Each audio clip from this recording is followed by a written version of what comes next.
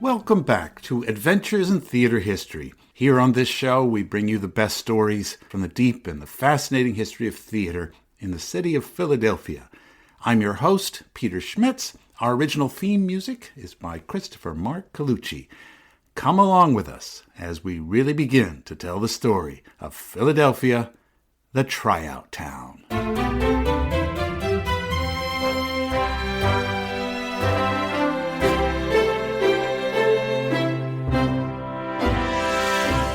In this episode, we return once again to the Walnut Street Theatre on the corner of 9th and Walnut. It's a famous Philadelphia theatrical space that we have returned to in the podcast again and again.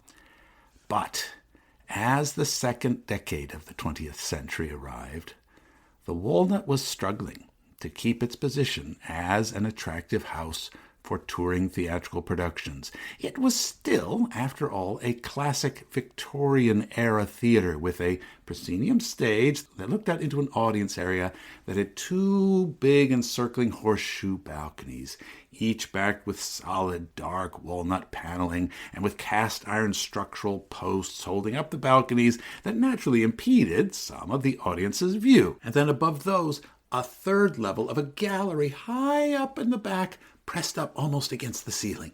Now, back in the 19th century, that had been normal. No one minded. The Academy of Music in Philadelphia, built in that same era, had these same posts. Indeed, you can still find them in the Academy there today. But by the year 1910, all of the newly constructed Philadelphia theaters, like the Garrick and the Forest and the Adelphi and Hammerstein's Opera House in North Philadelphia, all had wide open sweeping balconies and loges with no obstructions.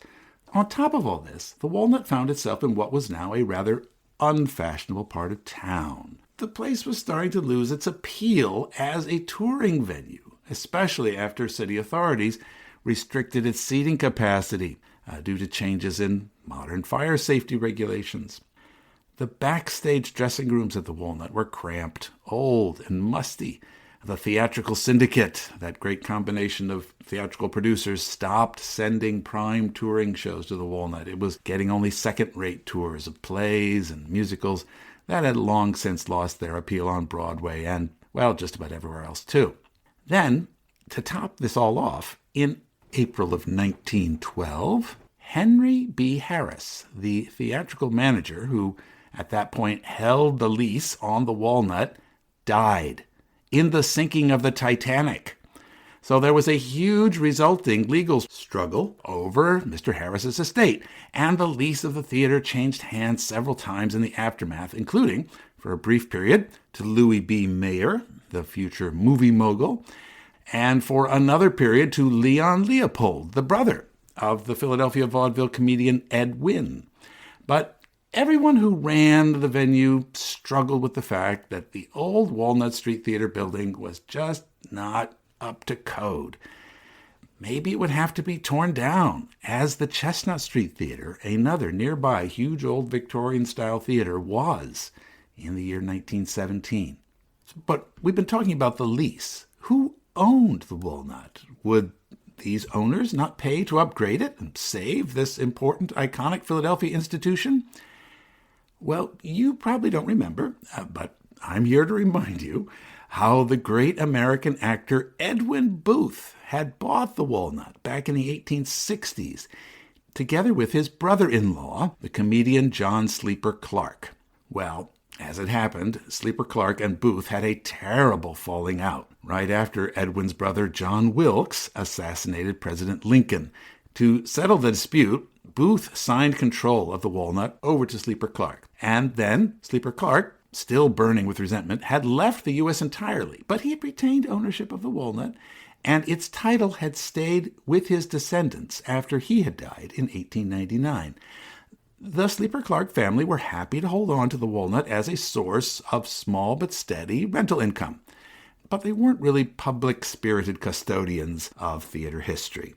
After the First World War ended in late 1918, the Walnut was still limping along, partly a touring house, partly a vaudeville venue. Sometimes they even showed movies. A coal mining millionaire from West Virginia who had gotten into producing plays recently, named James P. Berry, had taken over the lease at that point. And then in the fall of 1919, the great and glorious strike by the newly formed Actors' Equity Association in New York had forced theatrical producers to make significant labor concessions, including paying actors for rehearsals, which amazingly was not often done back then, and improved rights for touring companies. Now, I'm pleased to report that our old friend Ethel Barrymore was a true inspirational leader in the Actors Union's victory because she was the queen of Broadway. Her open support meant that the big stars were really showing solidarity with all the smaller character actors and chorus dancers. Also, leading the charge, by the way, was another familiar Philadelphia figure, Ed Wynn, a big star of Schubert musicals back then. Wynn had proved to be a master strategist at winning concessions from his bosses. However, the provisions of this new production contract meant that the economics of the Walnut Street Theater's smaller potential box office returns just didn't work anymore with the new salary structure. So the Clark family quickly looked to sell the Walnut, even if that meant it would be torn down. And a century's worth of the city's theatrical history might vanish with it.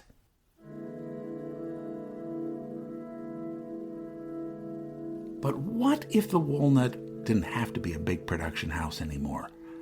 What if it could be a little theater? And by little theater, I don't mean that it would become a tiny basement venue or a toy theater for children. Little theater was a term of the early 20th century that described what was also called the art theater movement, creating plays and productions purely for art's sake rather than crass commercial success. It was a vision of the theater as a temple of deep truth and profound beauty in an era when, as we know, vaudeville acts and movie melodramas and girl-packed Broadway review leg shows were becoming more and more prevalent in popular culture.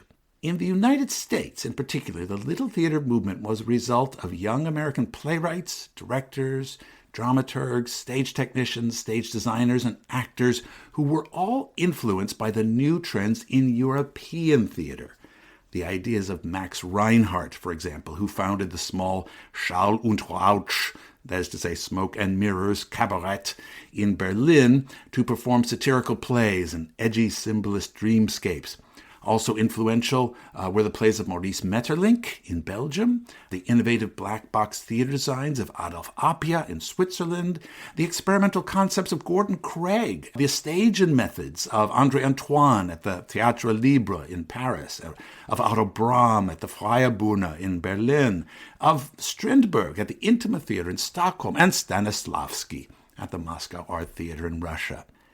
So the type of plays that were performed in little theaters, both in Europe and America, often explored much more serious topics of sexual frankness, social consciousness, and psychological depth than would generally be allowed in most commercial and state-run theaters of the day. In London, for example, the critic William Archer used his knowledge of Norwegian to take it upon himself to translate the dramatic works of Henrik Ibsen into English for the first time. But because the official censorship of the Lord Chamberlain's office in England would never allow plays like Ibsen's Ghosts or Hedda Gabler to be actually performed on London's public commercial stages, William Archer, together with the American actress Elizabeth Robbins, helped to mount Ibsen's plays in small private clubs, theaters in which the audience bought memberships, you see, not tickets, to get around these legal strictures. Using a similar arrangement, later on, William Archer helped to found the small Century Theatre in London, which staged plays such as George Bernard Shaw's Mrs. Warren's Profession, which frankly examined such topics as prostitution and women's role in modern society, and Henry Granville Barker's play Waste, which advocated for the disestablishment of the Church of England, horrors, and the legalization of abortion.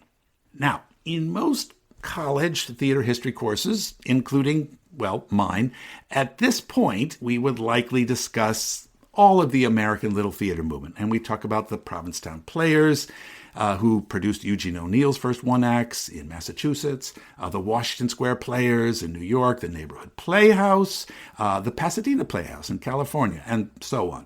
But because we are discussing Philadelphia theater in particular, we're going to go right to our own iconic Little Theater on Delancey Street, in the middle of the wealthy Rittenhouse Square neighborhood to the west of Broad Street. This building still stands and thrives today, and is more familiar to most Philadelphians as Plays and Players.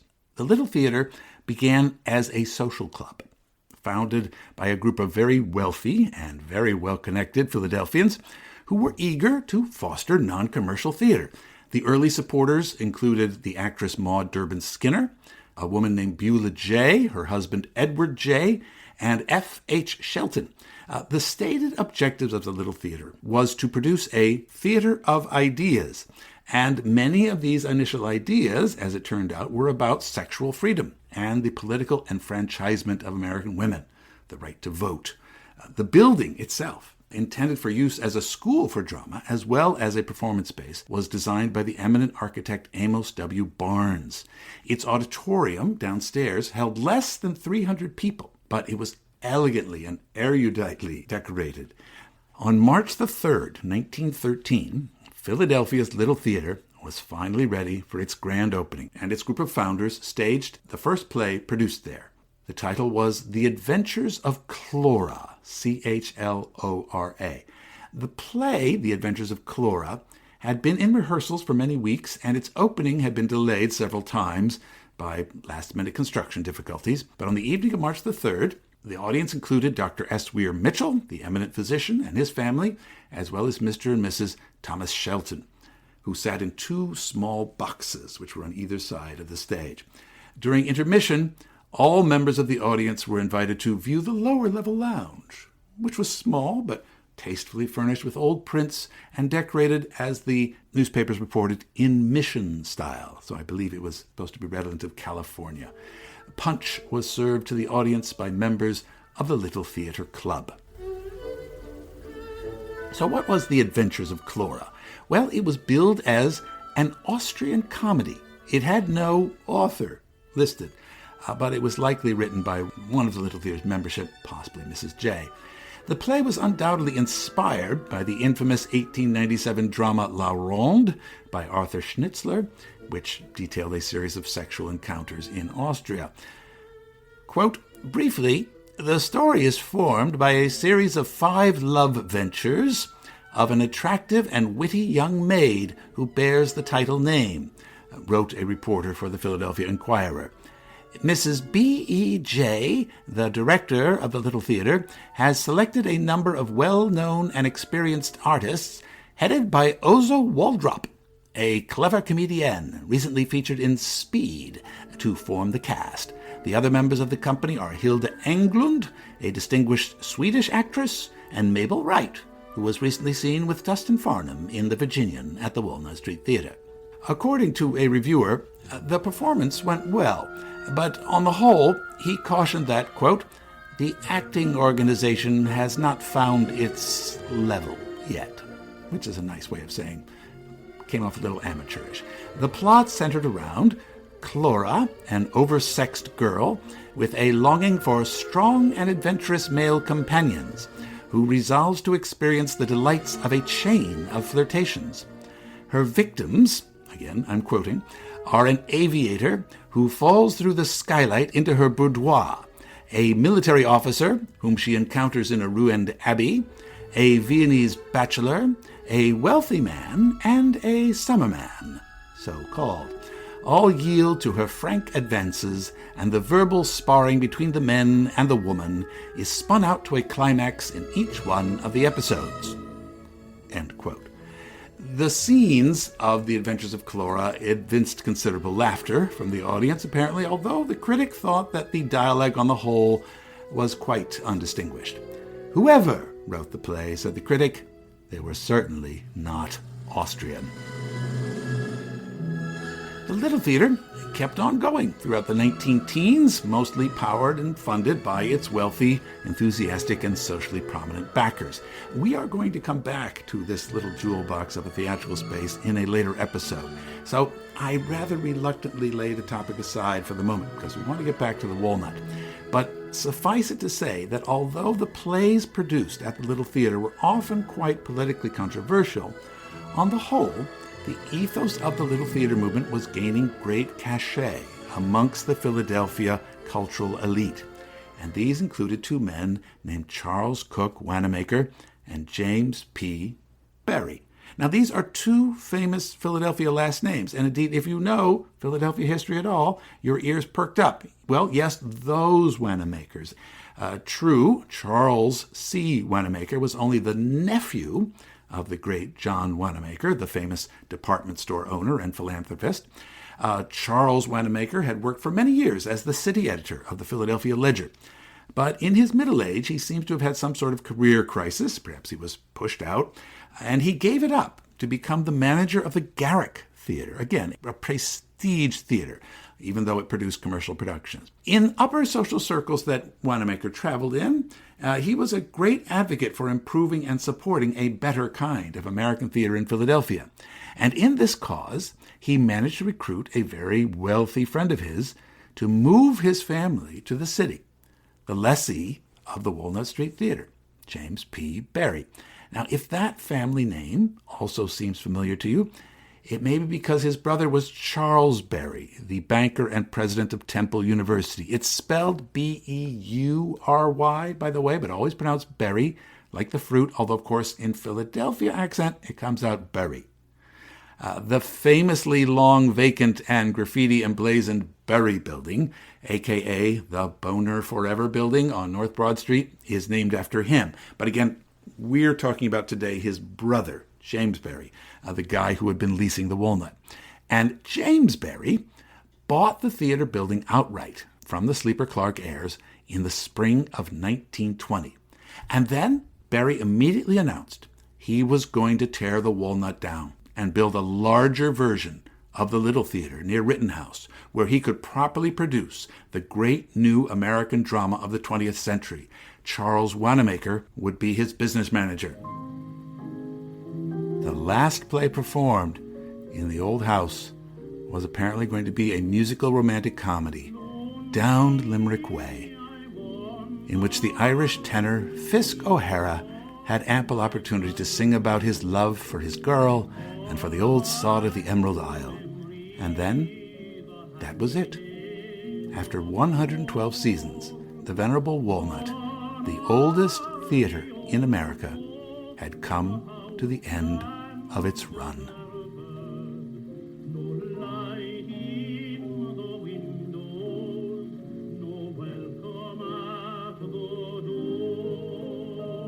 But here I'm giving you an obvious and unsubtle misdirection, a pointedly false ending, right? Like when the main character in a TV show dies, but the show is literally named after him, because we know that the Walnut Street Theatre still stands today. I walked you all through it in an episode just last spring. Well, there was a reason I called that episode The Walls of the Walnut Street Theatre, because the walls are what saved the place, or at least some of it. James Berry was informed by the city of Philadelphia that its zoning code would require that he set back any totally new theater building 10 feet from the old property line. And this meant a significantly smaller structure. And he didn't want a little theater. He wanted a big Little Theater, even bigger than the 600-seat Little Theater, then being renovated and improved on 44th Street in New York. You may know that structure by its present name, the Helen Hayes Theater. Berry was working in concert, after all, with the Schubert Brothers organization. And the Schuberts had promised to send him prime-quality tryout New York productions if he had at least 1,800 seats. So, together with his architect, Charles H. Lee, Berry decided to rebuild the theater within the confines of the old one, keeping the exterior walls, some of the old rafters, and most of the proscenium wall, that very one that Pepin and Breschard had erected when they expanded their circus in 1812, dividing the audience from the stage, but still bearing the evidence of the old stable doors for their horses. But everything else had to go, and so the demolition teams immediately went to work. First, they cleared out all the old property rooms. Goodbye to a stage diary which had once belonged to Junius Brutus Booth. Goodbye to all the old furniture from the days of Edwin Forrest. Goodbye to the skull of Pop Reed. Then they went after the old costume collection, which had Shakespearean clothes made for Edwin Booth. Historic stage machinery up in the flies, like a windlass, which had been used to haul up the stage curtain, made of a solid trunk of an old tree, was hauled out. The old cigar store, which had occupied the street corner of 9th and Walnut for decades, was torn out to create a new and modern box office. And even the words "oldest in America" and the date of the Walnut's founding, 1808, were removed from the facade. Barry wanted to emphasize the modernity of his theater from now on, not constantly remind everyone of its past. And then the workers turned to the interior of the building. The audience areas and the lobbies were completely ripped out, as old cast-iron fixtures and solid walnut paneling were removed. The backstage dressing area and the green rooms, which had incorporated an old Philadelphia house which had once stood there, were torn down and dismantled. Old desks and mirrors from offices and dressing rooms were auctioned off, and some material, like piles of old theater programs and playbills, were sent to the Pennsylvania Historical Society or the Charlotte Cushman Club. But much of the structure was just quickly tossed into the dumpster and carted away. Berry and Wanamaker did send a lot of the old wood paneling off to become commemorative canes and walking sticks, which they then distributed to their friends and financial supporters. But everything else went to some landfill. Everything except for the old carved wooden eagle grasping a shield that had always flown at the pinnacle of the Walnut's proscenium arch. It was once called the American Theatre, after all.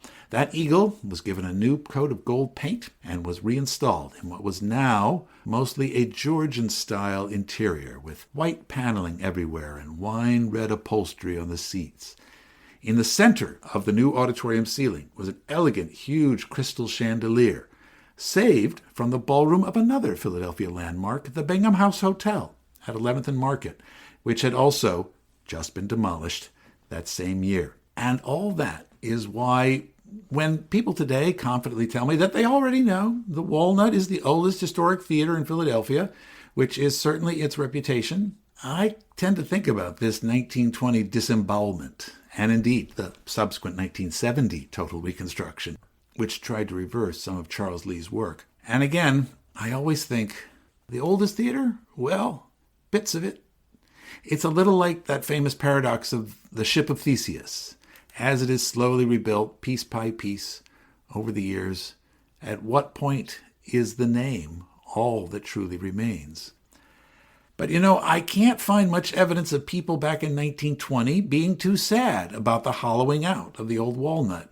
This was right after the end of the Great War. It was a new age. People wanted new things. The 19th century society and politics and its style of theater was old and discredited and fussy. People wanted clear sightlines, comfortable seats, working plumbing, air conditioning, and proper ventilation, a single sweeping open balcony and expansive lounges and lobbies in the audience areas. This would now be a proper place to exhibit works of the new modern American theater. And I suppose the actors in its shows certainly appreciated the air conditioning and the new plumbing with modern bathrooms and showers in the dressing rooms constructed behind the stage area, and the modern green room where they could wait for their entrances. The work, all in all, took 8 months to complete, and the newly renovated and updated Walnut Street Theatre was scheduled to reopen the week after Christmas, December 27th, 1920. And what was selected to be the first show to mark this new dawn of modern theater in the Quaker City? Well, Appropriately for our season 3, it was a world premiere, a play that was trying out in Philadelphia for a 3-week run before moving on to its Broadway premiere in New York. And what had Mr. Barry and Mr. Wanamaker and their silent partners, the Schuberts, chosen to inaugurate what the programs handed out that evening to the audience called the newest, oldest theater in America. Was it a classic work of American dramatic literature? Was it a Shakespeare play? Or was it a new work by an exciting young American playwright like Eugene O'Neill? Or an exciting new musical by the young composer Irving Berlin or George Gershwin? Nope, none of those things. Fittingly, perhaps, for a city whose theaters had always historically been highly influenced by English prototypes, the first play at the new Walnut was by the great eminence of the progressive London stage, the translator and critic William Archer, the great friend of George Bernard Shaw, who had introduced Ibsen to the English-speaking world. But this play was William Archer's own work, which he had dedicated himself to ever since learning that his only son had been killed in the trenches of France. It was the first real play he had ever written, and it was called The Green Goddess.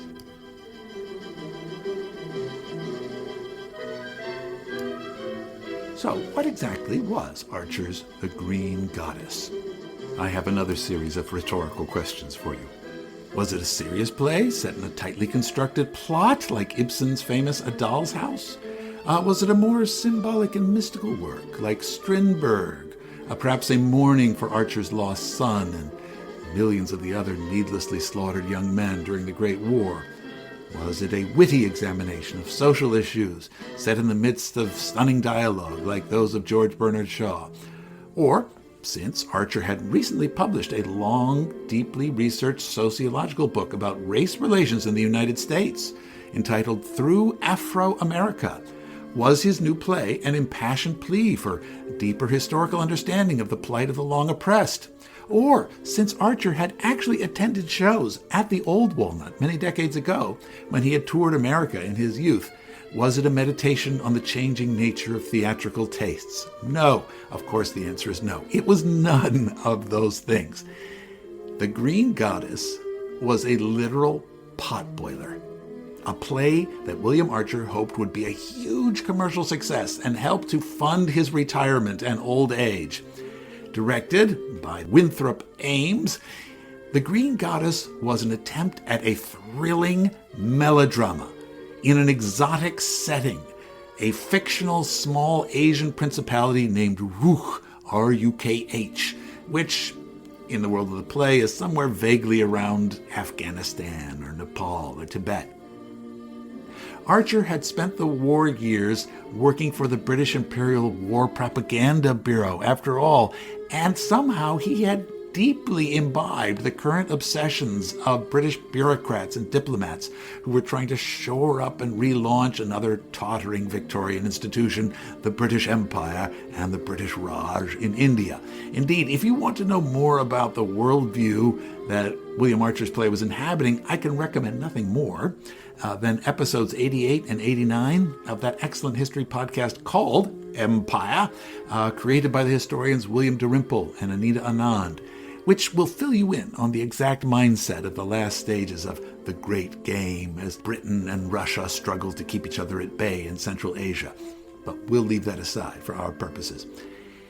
Here is William Archer's stage direction about the opening setting of Green Goddess that he desired. The curtain rises on a region of gaunt and almost treeless mountains. Clinging to the mountain wall in the background, at an apparent distance of about a mile, is a vast, barbaric palace, with long stretches of unbroken masonry, crowned by arcades and turrets. The foreground consists of a small level space between two masses of rock. In the rock on the right, a cave has been roughly hewn. Two thick and rough carved pillars divided into three sections. Between the pillars in the middle section can be seen the seated figure of a six-armed goddess of forbidding aspect, colored dark green. Projecting over the rock mass on the left can be seen the wing of an aeroplane. it has evidently just made a rather disastrous forced landing. The pilot and the 2 passengers are in the act of extricating themselves from the wreck and clambering down the cliff. The pilot is Dr. Basil Traherne. The passengers are Major Anthony Crespin and his wife, Lucilla. Traherne is a well-set-up man, vigorous and in good training. Crespin, somewhat heavy and dissipated-looking, is in khaki. Lucilla is a tall, slight, athletic woman wearing a tailor-made tweed suit. All 3 wear aviation helmets and leather coats. Their proceedings are watched with wonder and fear by a group of dark and rudely clad natives, rather Mongolian in feature. The natives chatter eagerly amongst themselves. A man of higher stature and more Aryan type, the priest of the temple, seems to have some authority over them. So, right at the top, we're in wild and woolly dramatic territory, and all of our modern-day warning signals are going off with such words as rudely clad natives, rather Mongolian in feature, and Aryan type. But, the play gets even more bonkers as it goes along, when the natives take these 3 stranded Britons to their leader, the Raja of Ruch. Well, the Raja of Ruch, as it turns out, is a tall, gaunt man wearing an elegant turban who speaks perfect English because he has been educated in the West and he has complete knowledge of the affairs of his new guests. He even plays them his phonograph records. He's particularly fond of Gounod's Funeral March of the Marionette. The Raja isn't the ultimate authority over the acolytes of the Green Goddess who bring him these 3 captives, but he's also willing to accept help from the Russians, apparently, as they strove to maintain influence in that part of the world. And although Ruch is set in deep Himalayan isolation, it seems the Raja has access to a huge secret radio transmitter in the back that he uses to keep in touch with the outside world. So, the Raja, rubbing his hands, immediately begins to plot how to use the stranded English trio for his own political ends, principally to exchange them as prisoners in return for his 3 half-brothers, who are about to be executed in Delhi for anti-British terrorism by the colonial government. And if that gambit does not succeed, then the 3 foreigners must all be ceremonially executed in revenge to assuage the wrath of the Green Goddess. So, as I said, quite a melodrama. When Major Crespin asked the Raja if he could possibly see old boy to let them go for his wife and his children's sake, or for a ransom payment, the Raja angrily replies, "You don't know how my faithful subjects are looking forward to tomorrow's execution ceremony. If I tried to cancel it, there would be a revolution. You must be reasonable, my dear sir. What can you promise that is worth a farthing to me? No. Asia has a long score to settle against you, swaggering, blustering, whey-faced lords of creation. And by the gods, I mean to see some of it paid tomorrow." Although, of course, we in the audience do learn that there is a further inducement to offer the Raja, because he also wants to take possession of Lucilla, the beautiful Englishwoman whom he lusts after. Lucilla scorns him for the moment, but her further peril only adds fuel to all the melodramatic suspense. The role of the Raja of Ruch was played by the slender and long-faced actor named George Arliss. George Arliss was yet another of those British actors who had come to America as a young man and had stayed on to become a star. For the past 20 years, he had been a fixture of the Broadway stage, known most especially for his work in a play about the Prime Minister Benjamin Disraeli. Now, at first, William Archer had despaired of ever finding the right actor for the role of the Raja, since Sir Henry Irving was long dead. But George Arliss had slid perfectly into the role, inhabiting it with skill, gleefully creating a character of wicked charm and insidious guile. And of course, he was in what we would now call brown-face makeup, as were all the other actors on stage who were playing his Indian subjects. All were fanatical devotees of the local deity, the Green Goddess. Besides the 3 captured English people, there were only 2 other white characters in the play.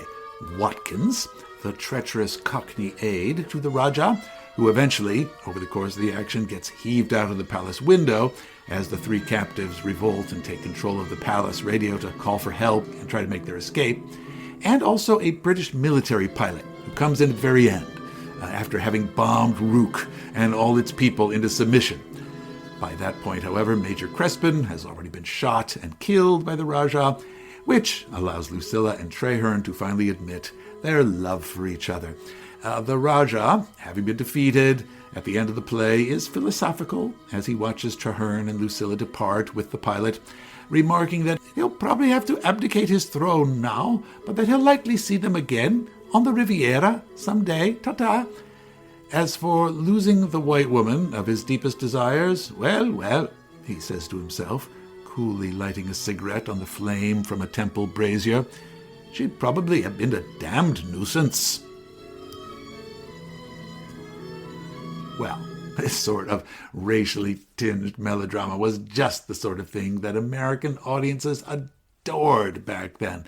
Lots of gripping action, lots of exoticism, lots of special effects, lots of sex in the air, especially the prospect of sexual bondage to an exotic foreign villain.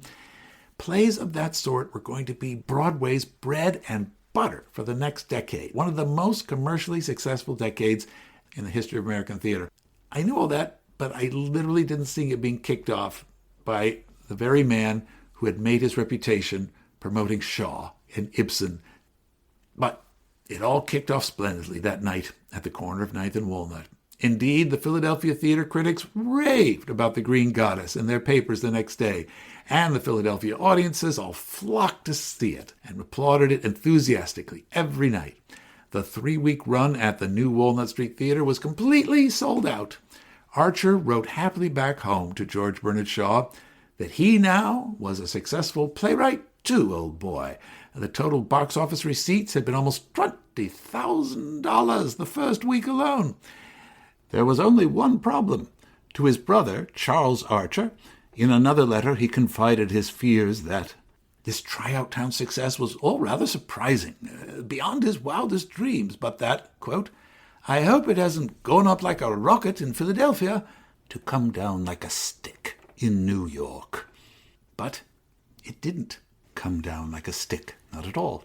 The play, The Green Goddess, went on to run for the rest of the season at the Booth Theatre on Broadway, and then George Arliss toured America with it for the next year.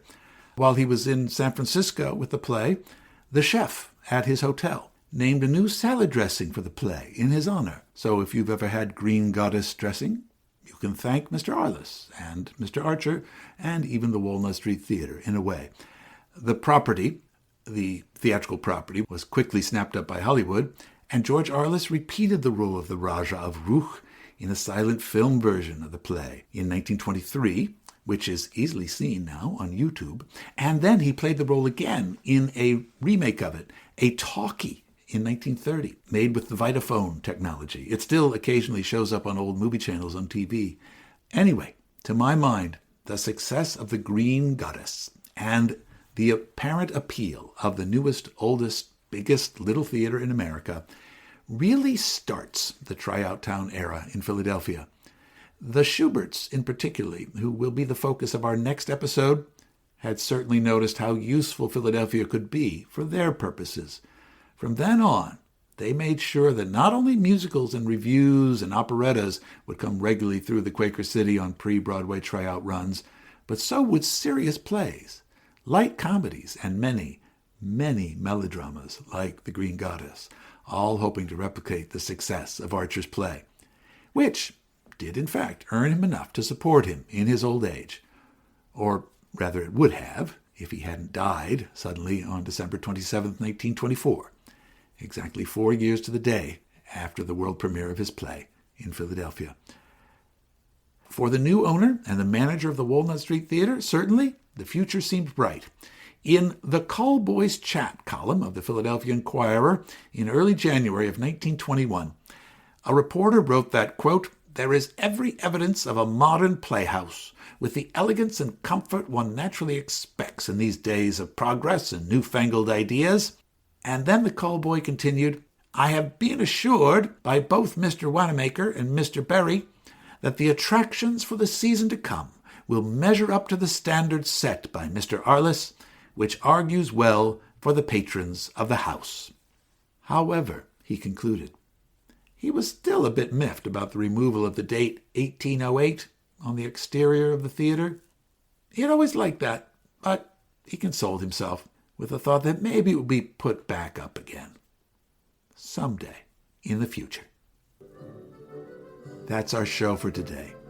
The sound editing and engineering was all done by my humble self here at our studios in our world headquarters high atop the Tower of Theater History. If you've been enjoying this third season of the podcast, or have been listening to our 2 previous seasons, or have any thoughts or suggestions, please drop us an email at aithpodcast@gmail.com. We'd love to hear from you about anything. To support the show and get access to bonus material and special insider info about Philadelphia theater history, come see our Patreon page at patreon.com/AITHpodcast. Or another way to thank us is to leave some stars and or a review about the show on Apple Podcasts or Spotify. You can do that right on our website, www.aithpodcast.com, and that would help us out so much. Please, please, please leave a review. And while you're visiting the website, in return, you can check out the blog post for this episode. We'll share some images from the Green Goddess and the Walnut Street Theatre and the events and performers that we talked about today. Thank you for listening and for coming along on another adventure in theater history, Philadelphia.